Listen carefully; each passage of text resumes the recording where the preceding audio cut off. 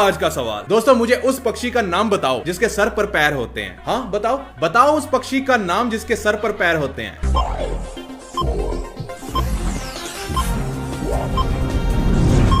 दोस्तों इसके सवाल में ही इसका उत्तर दे दिया था मैंने सवाल पूछा था एक ऐसा पक्षी जिसके सर पर पैर होते हैं, तो इसका आंसर है सारे पक्षियों के होते हैं। सर भी होता है उनका, पर भी होते हैं और पैर भी होते हैं।